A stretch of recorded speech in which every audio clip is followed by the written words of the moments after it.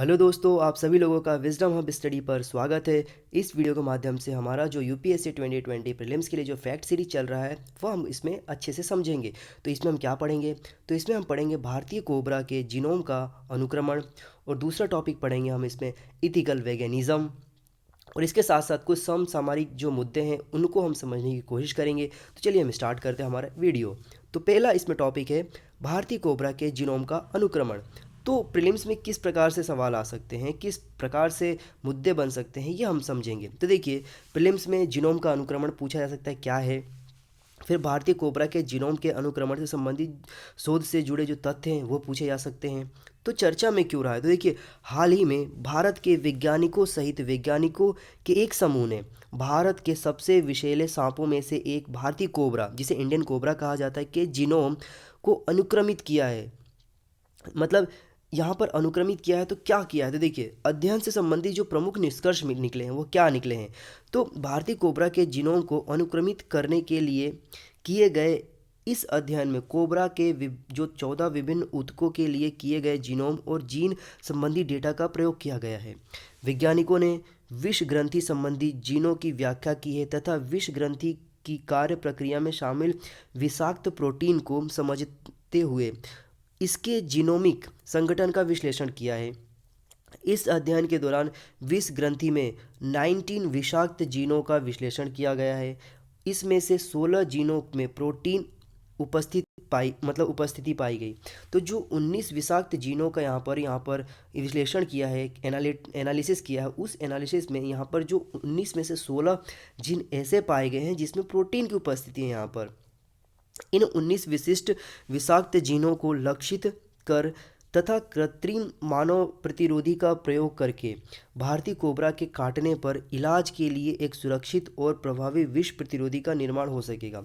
मतलब ये जो जीन का उपयोग यहाँ पर कह सकते हैं कि एनालिसिस किया गया है, एक्सपेरिमेंट किया गया है, इसमें से ये जो प्रोटीन पाए गए हैं, इसी प्रोटीन के माध्यम से यहाँ पर जो कोई कह सकते हैं यहाँ पे कोई सांप काटता है तो उसी काटने से बचाने के लिए इस जो जहर है, यहाँ पर इस जहर का उपयोग करके एक एंटीबायोटिक बनाया जा सकता है। ये इसमें कहने की कोशिश की जा रही है। तो जीनोम के अनुक्रमण से लाभ क्या होगा? तो देखिए, भारतीय कोबरा के जीनोम के अनुक्रमण से उसके विष के रासायनिक घटकों को समझने में मदद मिलेगी और एक नए विष प्रतिरोधी उपचारों के विकास हो सकेगा, क्योंकि वर्तमान विष प्रतिरोधी एक सदी से अधिक समय तक व्यवहारिक रूप से अपवर्तित है। विषैले सांपों के उच्च गुणवत्ता वाले जीनोम के अनुक्रमण से विष ग्रंथियों से संबंधित विशिष्ट विषाक्त जीनों की व्यापक सूची प्राप्त होगी, जिसका प्रयोग परिभाषित संरचना एवं कृत्रिम विष प्रतिरोधी का विकास करने में किया जाएगा। तो यह आप जहाँ पर देख रहे हैं यहाँ पर कि the present and the future, तो प्रेजेंट में ऐसा है और फ्यूचर में कुछ इस प्रकार से होगा। तो ये जो होगा, जो भी इसके माध्यम से, तो यहाँ पे जो दवाइयाँ बनाई जा रही, मतलब एक सांप होगा, सांप से उसके जहर को लिया जाएगा, फिर उसका कलेक्ट किया जाएगा, फिर उसके बाद उसमें कुछ एक्सपेरिमेंट किए जाएंगे, फिर बाद में उसका एंटी एंटी वेनमन बनाया जाएगा, मतलब उसका फिर दवाई बनाया जाएगा। फिर इसके बाद जो यहाँ पर देखें, अब जीनोम के बाद क्या किया जाएगा, तो जीनोम में सांप है, उसके बाद डीएनए उसको चेक किया जाएगा, फिर इसके बाद सीक्वेंसेस की जाएगी, फिर जीनोम उसका निर्माण किया जाएगा, फिर लैब में ले जाया जाएगा, फिर लैब में ले जाने के बाद इसको रिकम्बिनाइट किया जाएगा, फिर इसके बाद जो उसके जहर होंगे, जो वेनमन होंगे, उसको यहाँ पर एक्सपेरिमेंट किया जाएगा। फिर एक्सपेरिमेंट करने के बाद उसमें आप देखेंगे कि कहीं और उसमें रिलेवेंट टॉक्सिस जो रहेंगे उसको निकाले जाएंगे, और उसको में फिर कुछ अलग तरीके से उसमें एंटी वेमनन मिलाया जाएगा। फिर बाद में आपके पास एक मेडिसिन आ जाएगी, मतलब वो एक एंटी वेमनन आ जाएगा आप लोगों के पास। तो ये इस प्रकार के एक्सपेरिमेंट किए गए हैं। तो विष प्रतिरोधी बनाने का जो तरीका है वो किस प्रकार से करा जाएगा? तो देखिए, वर्तमान में जो विष प्रतिरोधी के निर्माण के लिए सांपों के विष को घोड़ों जो होता है, किसी अन्य पालतू जानवर भी हो सकता है, कि जीन के साथ प्रतिरक्षित किया जाएगा, और यह 100 साल से अधिक समय की प्रक्रिया द्वारा विकसित है। यह प्रक्रिया श्रम साध्य है, मतलब बहुत मेहनत लगता है। निरंतरता की कमी के कारण अलग अलग प्रभावकारिता और गंभीर इसके दुष्प्रभाव हो जाते हैं। फिर वर्तमान में जो सर्पदंश की स्थिति है भारत में, तो भारत में लगभग बिग फोर सर्पदंशों से लगभग यहाँ पर देखेंगे आप तो 46,000 व्यक्तियों की मौत हो जाती है, लगभग 1,40,000 व्यक्ति निशाक्त हो जाते हैं। तो बिग फोर यहाँ पर वर्ड यूज़ किया हुआ है, तो उसका मतलब क्या होता है? तो देखिए, बिग फोर की बात कहें तो यहाँ पर उस समूहों में निम्नलिखित 4 प्रकार के सांपों को सम्मिलित किया गया है बिग फोर में, जिसमें से इंडियन कोबरा है, फिर कॉमन कैरथ है, फिर रसेल वाइपर है, फिर इसके बाद सॉ स्केल्ड वाइपर है। इस जो 4 बिग फोर है, इन बिग फोर सांपों के डसने की वजह से यहाँ पर 46,000 लोगों की मौत हो जाती है भारत में प्रतिवर्ष। वहीं पूरे विश्व में प्रत्येक वर्ष लगभग 5 मिलियन व्यक्ति सर्पदंश से प्रभावित होते हैं, जिसमें से लगभग यहाँ पर 1 लाख व्यक्तियों की मौत हो जाती है और लगभग 4 लाख व्यक्ति निशाक्त हो जाते हैं। मतलब निशाक्त का मतलब उनमें जो कह सकते हैं कि उनकी जो एकाग्रता होती है, उनकी जो शारीरिक श्रम मतलब ढांचा होता है और मानसिकता होती है, वो यहाँ पर बिगड़ जाती है। फिर इसके साथ साथ भारत में सांपों की 270 प्रजातियों में से 60 प्रजातियों के सर्पदंश से मृत्यु हो जाती है या अपंगता जैसी स्थिति उत्पन्न हो सकती है। परंतु ये जो अभी तक उपलब्ध विष प्रतिरोधी दवा केवल बिग फोर सांपों के खिलाफ प्रभावी है। मतलब जो अभी तक दवाइयाँ बनाई गई है, जो बड़े बड़े 4 सांप है, इन सांपों के जहर से ही के खिलाफ इस दवाइयाँ बनाई गई है। बाकी जो 54 सांप है, उनके खिलाफ यहाँ पर दवाइयाँ नहीं बनाई जा सकी है। फिर जो सांपों की जो बिग फोर प्रजातियां हैं वह उत्तर पूर्वी भारत में नहीं पाई जाती है, लेकिन इस क्षेत्र में सर्पदंश के मामलों की संख्या काफ़ी अधिक है। जो उत्तर पूर्वी भारत है वहाँ पर सर्प से काटने वालों की संख्या ज़्यादा है, लेकिन वहाँ पर जो बिग फोर है वो नहीं पाए जाते हैं। तो यहाँ भी चकित करने वाला एक डेटा है, क्योंकि बिग फोर के लिए तो दवाइयाँ हैं लेकिन बाकी के लिए दवाइयाँ नहीं हैं यहाँ पर। पश्चिमी भारत का जो सिंध कैरत है, उसमें सांप का विष कोबरा सांप की तुलना में 40 गुना अधिक प्रभावित होता है। परंतु दुर्भाग्य से पॉलीवलेट विष प्रतिरोधी इस प्रजाति के विष के विषय में प्रभावी ढंग से निष्प्रभावी करने में विफल हो जाते हैं। फिर भारतीय कोबरा की अगर हम बात करें यहाँ पर, तो आप देखेंगे कि इसका जो वैज्ञानिक नाम है वो नाजा नाजा है। याद रखिए, भारतीय कोबरा का वैज्ञानिक नाम नाजा नाजा है। यह 4 से 7 फीट लंबा होता है। यह भारत, श्रीलंका, पाकिस्तान एवं दक्षिण मलेशिया में ये पाया जाता है। फिर यह सांप आमतौर पर खुले जंगल के किनारों, खेतों और गाँवों के आसपास के क्षेत्र में रहना पसंद करता है। तो इसका जो नाम है, नाम विशेष रूप से आपको याद रखना, भारतीय कोबरा का नाजा नाजा होता है इसका जो वैज्ञानिक नाम है। अब हम डिस्कस करेंगे एथिकल विगनिज्म क्या होता है, जो कि एक दार्शनिक विश्वास है। तो इससे संबंधित प्रश्न आएंगे तो आपको किस प्रकार से सॉल्व करना होगा और किस किस तरीके के इसमें कह सकते हैं कि बातें पूछी जा सकती है, तो उसको हम चर्चा करेंगे ताकि आपके पेपर में अगर यदि आता है तो वो उसे समझ सकें। तो देखिए, हाल ही में यूनाइटेड किंगडम मतलब ब्रिटेन के एक रोजगार न्यायीकरण ने मतलब एक एम्प्लॉयमेंट ट्रिब्यूनल द्वारा जॉर्डी कास्मिट जाना की याचिका पर एथिकल वेगनिज्म के संदर्भ में फैसला सुनाया है। तो क्या है हालिया समस्या, हालिया संदर्भ क्या रहा है, ये हम समझने की कोशिश करेंगे। तो देखिए, जॉर्डी कास्मिट जाना नाम के एक व्यक्ति द्वारा रोजगार न्यायाधिकरण में, मतलब यहाँ पर एम्प्लॉयमेंट जो ट्रिब्यूनल है, यहाँ पर आप देखेंगे यहाँ पर कि जो यहाँ पर एम्प्लॉयमेंट ट्रिब्यूनल है, उस एम्प्लॉयमेंट ट्रिब्यूनल में याचिका दायर की गई थी जिसमें यह कहा गया था कि league league against cruel sports नामक एक पशु कल्याण संस्था ने उसे नौकरी से इसलिए निकाल दिया था क्योंकि उसने आरोप लगाया था कि इस संस्था का पैसा ऐसी कंपनियों में लगाया जाता है जो पशुओं का परीक्षण करती है। मतलब उसने एक क्लेम लगाया था, तो उसको नौकरी से निकाल दिया गया। दूसरी तरफ पशु कल्याण संस्था का कहना था कि उसे अशिष्ट बर्ताव के चलते निकाला गया है। तो साथ ही वह ब्रिटेन में लोमड़ी के शिकार और अन्य प्रकार के मनोरंजन शिकार का प्रतिबंध आरोपित करने के पक्ष में भी था।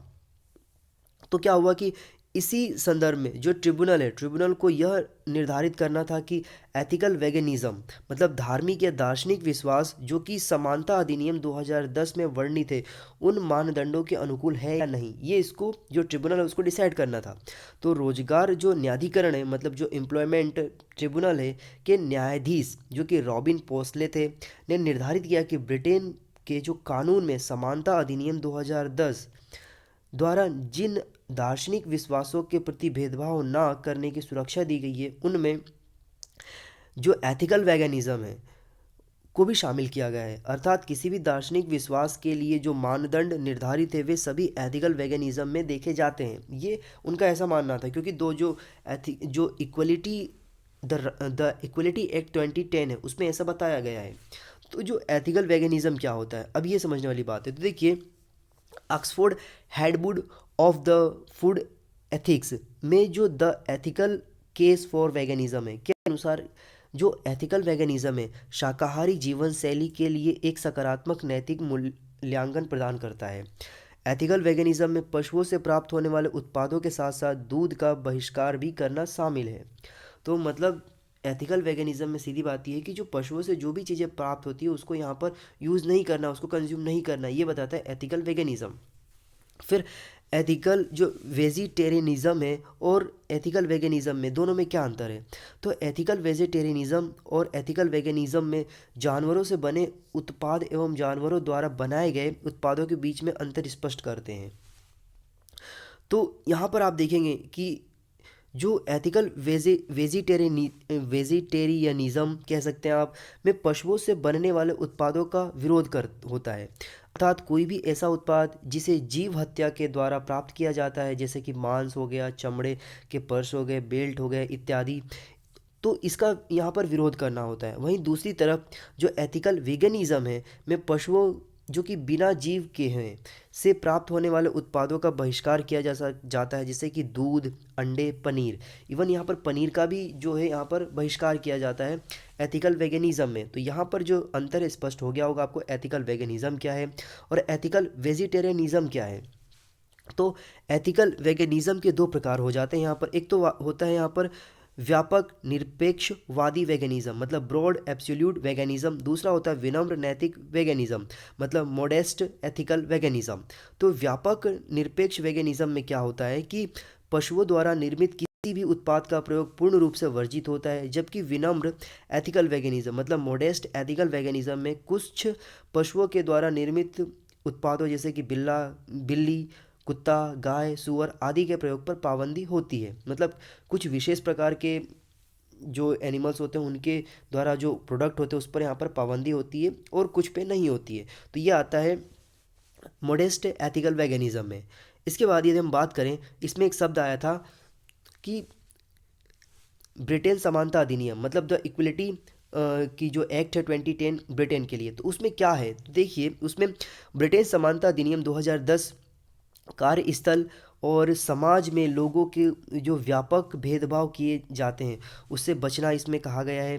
फिर इसके साथ साथ सेवाओं और सार्वजनिक कार्यों में नागरिकों को प्रत्यक्ष और अप्रत्यक्ष भेदभाव एवं उत्पीड़न से जो सुरक्षा प्रदान करना इसका उद्देश्य है। इसके अंतर्गत वेतन संबंधी जो गोपनीयता कानूनों को लागू करने योग्य बनाना, रोजगार न्यायाधिकरणों और व्यापक कार्यबल को लाभान्वित करने वाले सिफारिशों करने में सख्ती देना और धर्म या विश्वास को संरक्षण प्रदान करना ताकि शक्ति प्रदान की जा सके। अधिनियम में इसकी विशेषता को शामिल किया गया है।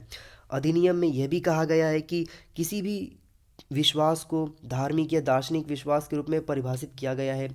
यहाँ पर रोजगार न्यायाधिकरण ने जो फैसला सुनाया है वो नैतिकतावाद एवं दार्शनिक विश्वास है पूर्णतः। अतः उपरोक्त जो ट्रिब्यूनल द्वारा जो किया गया निर्णय है वो एथिकल वेगनिज्म को संरक्षण प्रदान करता है।